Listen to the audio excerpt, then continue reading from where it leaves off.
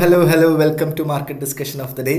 Today, 3rd of January 2024 25, Friday ആണ്.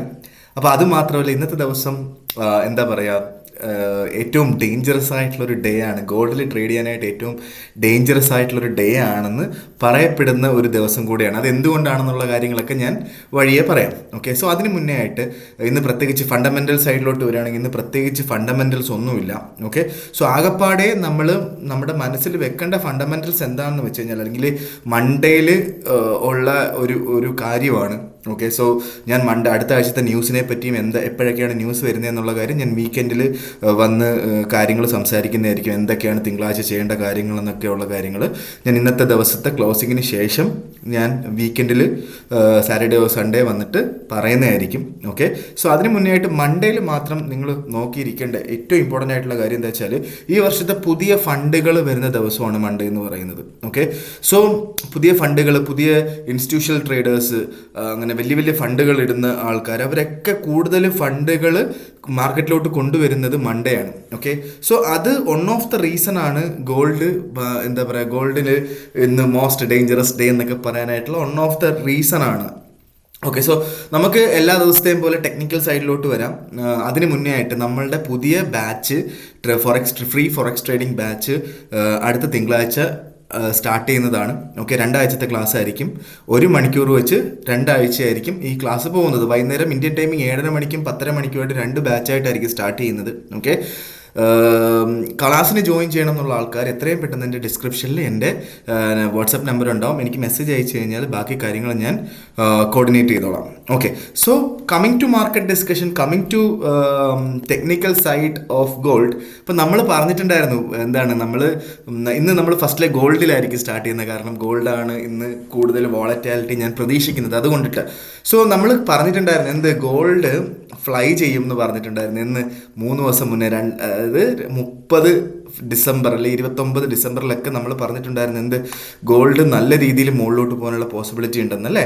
അപ്പം market 30 ഡിസംബറിൽ 2599 നിന്ന് അല്ലെങ്കിൽ 2600 നിന്ന് ഇന്നലെ ഒറ്റ ദിവസം കൊണ്ട് മാർക്കറ്റ് കയറിയത്, അല്ലെങ്കിൽ 2 ദിവസം കൊണ്ട് മാർക്കറ്റ് കയറിയത് ഓൾമോസ്റ്റ് 600 പിപ്പാണ്. ഓക്കെ, 2663 വരെ മാർക്കറ്റ് എത്തിയിട്ടുണ്ട്. എന്തുകൊണ്ടായിരിക്കും? നിങ്ങൾ എപ്പോഴെങ്കിലും ആലോചിച്ചിട്ടുണ്ട് എന്തുകൊണ്ടായിരിക്കും മാർക്കറ്റ് ഓപ്പൺ? അന്ന് ഞാൻ 30-ാം തീയതി ഞാൻ അതിൻ്റെ റീസൺ പറഞ്ഞതാണ്. എന്താണ് മാർക്കറ്റിൽ റഷ്യയിൽ നിന്നുള്ള എനർജി സപ്ലൈ, ഓയിൽ ആൻഡ് ഗ്യാസിൻ്റെ സപ്ലൈ ഉക്രൈൻ ത്രൂ ഉള്ള പൈപ്പ്, എന്താ പറയുക, അത് സ്റ്റോപ്പ് ചെയ്യാനായിട്ടുള്ള പോസിബിലിറ്റി ഉണ്ടെന്നാണ് 30-ാം തീയതി പറഞ്ഞത്. അത് സ്റ്റോപ്പ് ചെയ്തു. അതുകൊണ്ടാണ് ഗോൾഡിൻ്റെ റേറ്റ് കൂടിയത്.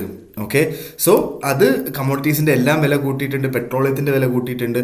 സോ അതാണ് ബേസിക് ആയിട്ടുള്ള മെയിൻ ആയിട്ടുള്ള റീസൺ എന്ന് പറഞ്ഞു കഴിഞ്ഞാൽ. ഓക്കെ, അതേപോലെ നിങ്ങൾ കണ്ടിട്ടുണ്ടാവും യൂറോയിലും GBPയിലും ഒക്കെ വലിയ വലിയ കാര്യമില്ല, GBP ഒക്കെ ഒറ്റയടിക്ക് താഴെ പോകുന്നതൊക്കെ നിങ്ങൾ കണ്ടിട്ടുണ്ടാവും അല്ലേ. അതേപോലെ യൂറോ നിങ്ങൾ കണ്ടിട്ടുണ്ടോ? യൂറോ ഒക്കെ ഭയങ്കര ലെവലിൽ താഴോട്ട് പോയി. ഇപ്പോൾ യൂറോ എത്രമാത്രം താഴോട്ട് പോകുമെന്ന് നമുക്കറിയില്ല. ഓക്കെ, GBP ഉറപ്പായിട്ട് തിരിച്ച് മുകളിലോട്ട് കയറാനായിട്ടുള്ള പോസിബിലിറ്റിയാണ് കാണിക്കുന്നത്. പക്ഷേ ചിലപ്പോൾ യൂറോ ഒക്കെ നമ്മൾ ഈക്വൽ ടു എന്താ പറയുക, US ഡോളറിന് ഈക്വൽ വാല്യൂ ആവാനായിട്ടുള്ള പോസിബിലിറ്റി ഉണ്ട് അല്ലേ. 1:1 എന്ന് പറയുന്നൊരു പോസിബിലിറ്റി ഒക്കെ ഉണ്ട്. ഓക്കെ, സോ എന്തായാലും നമ്മൾ ഗോൾഡിലോട്ട് തന്നെ നമ്മൾ വരുമ്പോൾ ഇപ്പോൾ ഗോൾഡ് ട്രേഡ് ചെയ്യുന്നത്, അപ്പോൾ എന്തായാലും എന്താ പറയുക, ഇപ്പോൾ അന്ന് ഞാൻ പറഞ്ഞിട്ട് ഈ 30-ാം തീയതി ഞാൻ പറഞ്ഞ് 2600 ബൈ ചെയ്തിട്ടുള്ള ആൾക്കാർ ഇപ്പോൾ നല്ല പ്രോഫിറ്റിലായിരിക്കും. എത്രയും പെട്ടെന്ന് പ്രോഫിറ്റ് എടുത്ത് മാറാനായിട്ട്, അല്ലെങ്കിൽ മിനിമം എന്താ പറയുക, നമ്മുടെ പാർഷ്യൽ പ്രോഫിറ്റ് എങ്കിലും എടുത്ത് മാറാനായിട്ട് ഞാൻ റെക്കമെൻഡ് ചെയ്യുന്നത്. കാരണം എന്താ വെച്ചാൽ ഇന്ന് മോസ്റ്റ് ഡേഞ്ചറസ് ട്രേഡിംഗ് ഡേ ആണ് ഗോൾഡിൽ. ഓക്കെ, സോ അങ്ങനെ പറയാനായിട്ട് 2-3 റീസൺസ് ഉണ്ട്. ഫസ്റ്റ് റീസൺ ഞാൻ നേരത്തെ പറഞ്ഞതുപോലെ മൺഡേ പുതിയ ഫണ്ടുകൾ മാർക്കറ്റിലോട്ട് വരും. ഓക്കെ, സോ ഉറപ്പായിട്ടും ആൾക്കാർ പ്രോഫിറ്റ് ആയിട്ടുള്ള കഴിഞ്ഞ 1 വർഷം കൊണ്ട് ഓൾമോസ്റ്റ് ഭയങ്കര വലിയൊരു മൂവ്മെൻ്റ് ആണ്. ഓൾമോസ്റ്റ് $1000 ഒക്കെ മൂവ്മെൻറ്റ് ഗോൾഡിൽ ഉണ്ടായിട്ടുണ്ട്. അപ്പോൾ ഉറപ്പായിട്ടും മാർക്കറ്റിൽ എന്ത് സംഭവിക്കും? പ്രോഫിറ്റ് ബുക്കിംഗ് നടക്കും അല്ലേ. അങ്ങനെ പ്രോഫിറ്റ് ബുക്കിംഗ് നടക്കുന്നതിനനുസരിച്ച് ഉറപ്പായിട്ടും എന്താ പറയുക, ആൾക്കാർ പ്രോഫിറ്റ് എടുത്ത് മാറാനുള്ള പോസിബിലിറ്റിയാണ് കൂടുതലുള്ളത്. കാരണം മൺഡേ പുതിയ ഫണ്ടുകൾ വരുന്നത് ഉണ്ട്.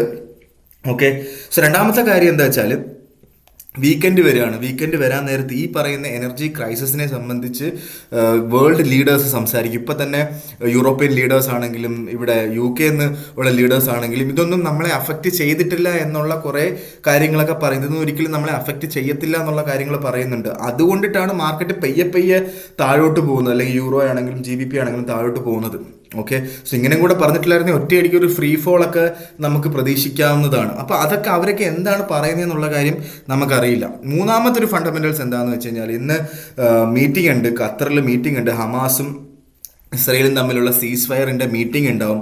സോ അത് മീറ്റിങ്ങിൻ്റെ ഡൊണാൾഡ് ട്രംപിൻ്റെ സ്റ്റേറ്റ്മെൻറ്റ് എന്താണെന്ന് വെച്ചാൽ നിങ്ങൾ വാർ അവസാനിപ്പിച്ചില്ല എന്നുണ്ടെങ്കിൽ ഹമാസ് കാണാൻ പോവാണ്. എന്താണ് യഥാർത്ഥത്തിൽ നിങ്ങൾ കാണാൻ പോകുന്നത് എന്താണെന്ന് നിങ്ങൾക്ക് ഒരിക്കലും പ്രതീക്ഷിക്കാൻ പോലും പറ്റത്തില്ല എന്ന് ട്രംപ് പറഞ്ഞത് കൊണ്ടിട്ടും ഒരുപാട് ഹമാസിൻ്റെ ലീഡേഴ്സിനെ ഓൾറെഡി ഇസ്രായേൽ വധിച്ചത് കൊണ്ടിട്ടും ഒക്കെ ഹമാസ് ഉറപ്പായിട്ടും ഒരു സീസ് ഫയറിന് സമ്മതിക്കാനായിട്ടുള്ളൊരു ഒരു ഒരു ഒരു ഒരു സംഭവമാണ് നമ്മളവിടെ കാണുന്നത്. അപ്പം എങ്ങാനും സീസ് ഫയർ ഉണ്ടായാൽ ഉറപ്പായിട്ട് 2660 നിന്ന് മാർക്കറ്റ് താഴോട്ട് വീഴും. ഒന്നുകിൽ 2600 2580 വരാനായിട്ടുള്ള പോസിബിലിറ്റി നമ്മൾ കാണുന്നുണ്ട്.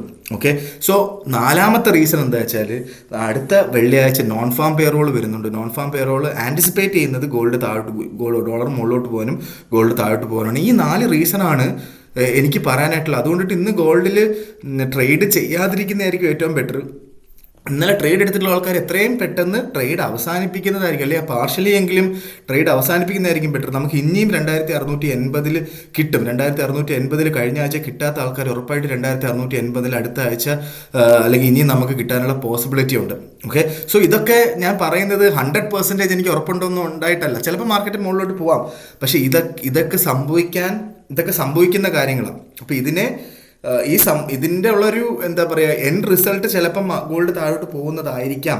നിങ്ങൾ കണ്ടിട്ടുണ്ട് അല്ലേ, 2660 മാർക്കറ്റ് ടച്ച് ചെയ്ത് താഴോട്ട് പോകുന്ന കാര്യം കണ്ടായിരുന്നു അല്ലേ. ഇപ്പോൾ 7:30 മാർക്കറ്റ് കണ്ടീഷനിലുള്ള ആൾക്കാരൊക്കെ സെല്ലെടുത്ത് ഇപ്പം അത്യാവശ്യം നല്ല പ്രോഫിറ്റബിൾ ആയിട്ട് നിൽക്കുകയായിരിക്കും. ഓക്കെ, സോ ഇതാണ് എനിക്ക് ഗോൾഡിന് പറയാനായിട്ടുള്ളത്. ഓക്കെ, സോ ഗോൾഡിന് ഇന്നത്തെ ദിവസം ട്രേഡ് ചെയ്യാതിരിക്കുന്നതായിരിക്കും നല്ലത്. നമുക്ക് മൺഡേ പുതിയ ഓപ്പർച്യൂണിറ്റി എടുത്ത് ചെയ്യുന്നതായിരിക്കും ബെറ്റർ ആയിട്ടുള്ളൊരു കാര്യം. ഓക്കെ, സോ നേരെ നമ്മൾ യൂറോയിലോട്ട് വരുമ്പോൾ യൂറോ ഫ്രീ ഫോൾ ആയിരുന്നു. 1.0421 നിന്നിട്ട് ഒറ്റയടിക്കാണ് മാർക്കറ്റ് ഇപ്പം ട്രേഡ് ചെയ്ത് 1.0298. ഇപ്പം നമുക്ക് ഇപ്പോൾ ഒരു ബൈ ഇല്ല, ഒന്നുമില്ല. അപ്പോൾ ഒരു രീതിയിലുള്ളൊരു ബൈ നമ്മൾ യൂറോയിൽ നമ്മൾ കാണുന്നില്ല. ഓക്കെ, യൂറോ നമുക്ക് ബൈ ചെയ്യാം. മാർക്കറ്റ് കുറച്ചുകൂടെ താഴോട്ട് പോയി ഈക്വൽ ടു US ഡോളർ ആകുമ്പോൾ നമുക്ക് ബൈ ചെയ്യാം. കാരണം അങ്ങനെ ഒരു റേറ്റ് വന്നിട്ടുള്ളത് കഴിഞ്ഞ വർഷം വന്നിട്ടുണ്ടായിരുന്നു. കഴിഞ്ഞ 2024 ഓഗസ്റ്റിൽ വന്നിട്ടുണ്ടായിരുന്നു. $1 ഈക്വൽ, ഇത് രണ്ടും ഡോളറും യൂറോയും ഏകദേശം ഒരേ പ്രൈസ് ആയിട്ടുണ്ടായിരുന്നു. അതിന് മുന്നേ വന്നത് 20 വർഷം മുന്നേ വേൾഡ് ട്രേഡ് സെൻറ്ററിൻ്റെ അറ്റാക്കിൻ്റെ സമയത്താണ് ഡോളറും യൂറോയും ഈക്വൽ പ്രൈസ് ആയിട്ട് വന്നിട്ടുള്ളത്. ഓക്കെ, സോ അങ്ങനെ നമ്മൾ നോക്കുമ്പോൾ അങ്ങനെ ഒരു പോയിന്റിൽ കിട്ടിയാൽ ഗോൾഡും യൂറോയും 1, അതായത് യൂറോയുടെ പ്രൈസ് 1 അല്ല 1 എന്ന് പറയുന്ന ഒരു റേറ്റിലൊക്കെ നമുക്ക് കിട്ടിക്കഴിഞ്ഞാൽ നമുക്ക് അവിടെ നിന്ന് ധൈര്യമായിട്ട് ബൈ ചെയ്യാം. പ്രത്യേകിച്ച് ടെക്നിക്കാലിറ്റീസ് ഒന്നും ഉണ്ടായിട്ടല്ല, 20 വർഷത്തെ ഓൾ ടൈം ലോ എന്നുള്ള ഒരു രീതിയിൽ നമുക്ക് വേണമെങ്കിൽ ബൈ ചെയ്യാം. കഴിഞ്ഞ വർഷം നമ്മൾ കണ്ടിട്ടുണ്ടായിരുന്നു അവിടെ എത്തിയിട്ട് വീണ്ടും മാർക്കറ്റ് മുകളിലോട്ട് പോകുന്നത്. ഓൾമോസ്റ്റ് 1000 പിപ്പിൻ്റെ മൂവ്മെൻ്റ് ഒക്കെ നമുക്കൊരു 3-4 മാസം കൊണ്ട് കിട്ടി എന്നുള്ളതാണ് അതിൻ്റെ ഒരു അഡ്വാൻറ്റേജ്. അപ്പോൾ അവിടെ നിന്ന് വേണമെങ്കിൽ നമുക്ക് ബൈ ചെയ്ത് സ്റ്റാർട്ട് ചെയ്യാം എന്നുള്ളതാണ് യൂറോയിൽ എനിക്ക് പറയാനായിട്ടുള്ളൊരു കാര്യം. ഓക്കെ, ഇല്ലെങ്കിൽ നമുക്ക് നല്ല ബൈ ഉണ്ട്. 1.0500 മുകളിലായിട്ടും 1.0800 മുകളിലായിട്ടും ഹെവി ബൈ ഉറപ്പായിട്ടും യൂറോയിൽ നടക്കും. പക്ഷേ അതിന് കുറച്ച് വെയിറ്റ് ചെയ്യണം. ഈ ഒരു സിറ്റുവേഷൻ എന്താണെന്ന് നമുക്കറിയില്ല. ഓക്കെ, സോ നേരെ നമ്മൾ GBPയിലോട്ട് പോകും. GBP വലിയൊരു ഫോളാണ് ഇന്നലെ നടന്നിട്ടുള്ളത്. ഓക്കെ, സോ എന്താ പറയുക, ഒരുപാട് പേരുടെ സ്റ്റോപ്പ് ലോസ് അടിച്ച് പോയിട്ടുണ്ടാവും. അപ്പോൾ അതൊക്കെ നമുക്ക് കാണാൻ പറ്റും. ഇപ്പോൾ കഴിഞ്ഞ 2 ക്യാൻഡിലും ഇപ്പോൾ ഒരു ജസ്റ്റ് ഒരു പ്രോഫിറ്റിലേക്ക് മുകളിലോട്ടുള്ളൊരു സംഭവം കാണിച്ചിട്ടുണ്ട്. 1.2405 ആ ഒരു റേഞ്ചിലാണ് GBP നിൽക്കുന്നത് ഇപ്പം. ഓക്കെ, ഏത് നിമിഷം വേണമെങ്കിലും GBP മുകളിലോട്ട് കയറിപ്പോകാം. ഒറ്റ ക്യാൻഡിലൊക്കെ ആയിരിക്കും ചിലപ്പോൾ അടിച്ച് കയറി മുകളിലോട്ട് പോകുന്നത്. അപ്പോൾ അതുകൊണ്ടിട്ട് അത് സൂക്ഷിക്കണം. ഓക്കെ, സോ അതുകൊണ്ട് നമ്മൾ GBPയിലാണെങ്കിൽ നമ്മൾ പ്രോപ്പറായിട്ടുള്ളൊരു എന്താ പറയുക പ്രോപ്പറായിട്ട് നോക്കി ചെയ്താലേ കാര്യമുള്ളൂ. കാരണം നമുക്കറിയില്ല ഇപ്പം ഇന്നലെ ഉണ്ടായ ആ ഒരു എനർജി ക്രൈസിസിൻ്റെ അത് എത്ര കാലം മാർക്കറ്റിൽ ഉണ്ടാവും, അതിൻ്റെ ഒരു ഇമ്പാക്റ്റ് എത്ര കാലം മാർക്കറ്റിൽ ഉണ്ടാവും എന്ന് എനിക്കറിയില്ല. അത് ഉറപ്പായിട്ട് യൂറോയിനെ ഒരുപാട് കാലം അഫക്റ്റ് ചെയ്യും. പക്ഷേ ലോങ്ങർ ടേമിലായിരിക്കും അഫക്റ്റ് ചെയ്യുന്നത്. അത് GBPയിൽ എത്ര കാലം അഫക്റ്റ് ചെയ്യും എന്നറിയില്ല. GBPയിലുള്ള അല്ലെങ്കിൽ UK എന്നുള്ള ലീഡേഴ്സ് എന്തൊക്കെയാണ് വന്ന് പറയുന്നത് നമുക്കറിയില്ല. ഓക്കെ, വീക്കെൻഡിൽ എന്തൊക്കെയാണ് പറയുന്നതെന്ന് അറിയില്ല. അപ്പം ഇതൊക്കെയാണ് കുറേ കാര്യങ്ങൾ. അപ്പം ഇത് നമ്മൾ ആക്ച്വലി ഇന്നൊരു തീരുമാനം നമ്മൾ 1.2500 മുകളിലായിട്ട് മാർക്കറ്റ് കയറി കഴിഞ്ഞാൽ ഉറപ്പായിട്ടും നമുക്ക് ബൈ ചെയ്യാം. ഇല്ലെങ്കിൽ എന്നെ സംബന്ധിച്ചിടത്തോളം വേറൊരു ബൈങ് പോയിന്റ് എവിടെയാണെന്ന് വെച്ച് കഴിഞ്ഞാൽ 1.2300 ഓക്കെ, സോറി 1.2300 ഒരു ബൈങ് പോയിന്റ് ഉണ്ട്. കാരണം കഴിഞ്ഞ വർഷത്തെ ലോ എന്ന് പറഞ്ഞു കഴിഞ്ഞാൽ 1.2300 അടുത്തായിട്ടാണ്.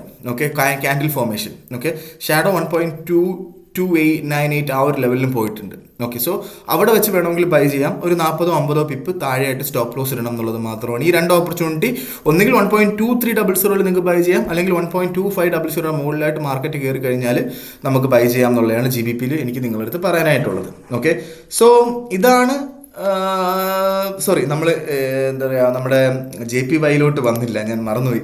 JPYയിലോട്ട് ഒരു എല്ലാ ദിവസവും ഫസ്റ്റിൽ പറഞ്ഞു പോകുന്ന ആയതുകൊണ്ടിട്ട് JPYയിലോട്ട് വരാനായിട്ട് മറന്നു. JPY ഇപ്പോൾ ഇന്നലെ എല്ലാത്തിലും ഭയങ്കരമായ ഒരു വോളറ്റാലിറ്റി കാണിച്ചെങ്കിലും JPY അനങ്ങിയിട്ടില്ല. JPY അവിടെയൊക്കെ തന്നെ നിൽക്കുകയാണ് അല്ലേ, 156 to 158, 156 to 158, 158 to 156 അല്ലേ, അതാണ് നമ്മൾ കണ്ടുകൊണ്ടിരിക്കുന്നത്. അപ്പം ഇങ്ങനെ JPY ബേസിക്കലി നമ്മുടെ US ഡോളറിൻ്റെ ഫ്ലക്ച്വേഷൻസ് വെച്ചിട്ടാണ് നടക്കുന്നത്. പക്ഷേ ഇന്നലെ നടന്നത് ഡോളറിൻ്റെ ഫ്ലക്ച്വേഷൻസ് ഒന്നും അല്ല. ആക്ച്വലി ഇന്നലെ നടന്നത് എനർജി ക്രൈസിസ് കാരണം യൂറോയും GBPയും താഴോട്ട് പോയി, ഗോൾഡ് മുകളിലോട്ട് പോയി. ഇതാണ് സംഭവിച്ചത്. ഓക്കെ, അത് JPY അഫക്റ്റ് ചെയ്യണമെന്ന് നമുക്ക് പ്രത്യേകിച്ചൊന്നും പറയാനായിട്ടൊന്നുമില്ല അല്ലേ, അങ്ങനെ ഉറപ്പിക്കാനൊന്നും പറ്റില്ല. സോ നമുക്ക് JPYയിലുള്ള നല്ല ഓപ്പർച്യൂണിറ്റി മാർക്കറ്റ് മുകളിലോട്ട് പോയി 162 അവിടെ നിന്നുള്ള സെല്ലാണ് ഏറ്റവും നല്ലൊരു ഓപ്പർച്യൂണിറ്റി. അങ്ങനെ അവിടെ നിന്ന് ഒരു സെല്ല് കിട്ടിക്കഴിഞ്ഞാൽ നമുക്കൊരു ലോങ്ങർ ടേമിലോട്ട് നമുക്ക് ഹോൾഡ് ചെയ്യുകയും 162 നിന്ന് നമുക്കൊരു 152 വരെയെങ്കിലും ഉള്ള ഒരു മൂവ്മെൻറ്റ് നമുക്ക് JPYയിൽ കിട്ടുകയും ചെയ്യും എന്നുള്ളതാണ് അവിടുത്തെ ഇമ്പോർട്ടൻ്റ് ആയിട്ടുള്ള ഒരു കാര്യം, എവിടുത്തെ JPYയിൽ. ഓക്കെ, സോ നേരെ 156 മുകളിലായിട്ട് മാർക്കറ്റ് സസ്റ്റെയിൻ ചെയ്യുന്നത് കണ്ടാൽ അവിടുന്ന് ബൈ ചെയ്തുകൊണ്ട് സ്റ്റാർട്ട് ചെയ്യുന്നതും തെറ്റില്ലാത്ത കാര്യമാണ്. പക്ഷേ ഞാനത് റെക്കമെൻഡ് ചെയ്യില്ല. കാരണം മാർക്കറ്റ് 162 ഓൾ ടൈം ഹൈ JPYയിൽ. അപ്പോൾ അതിൻ്റെ ഒരു എന്താ പറയുക, ഒരു 300 പിപ്പൊക്കെ താഴെ നിൽക്കുകയാണ് മാർക്കറ്റ്. അപ്പം നമ്മൾ ആ സമയത്ത് നമ്മൾ സെല്ലിങ്ങിനെക്കാട്ടിലും ബൈങ്ങിനെക്കാട്ടിലും സെല്ലിങ് ചെയ്യുന്നതായിരിക്കും ബെറ്റർ എന്നുള്ളതാണ് എൻ്റെ ഒരു കാഴ്ചപ്പാട്.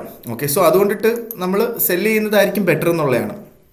ഓക്കെ, ഇതിൻ്റെ ചാർജ് കുറഞ്ഞു. ഓക്കെ, സോ ബേസിക്കലി ഇതാണ് എനിക്ക് JPYയിൽ പറയാനായിട്ടുള്ള. 162 എടുത്തു കഴിഞ്ഞാൽ ബൈ എടുക്കുക, 152 ക്രോസ് ചെയ്യുന്നില്ല എന്നുണ്ടെങ്കിൽ വീണ്ടും അവിടുന്ന് ബൈ ചെയ്ത് 162 എത്തിക്കഴിഞ്ഞാൽ സെല്ല് ചെയ്യുക.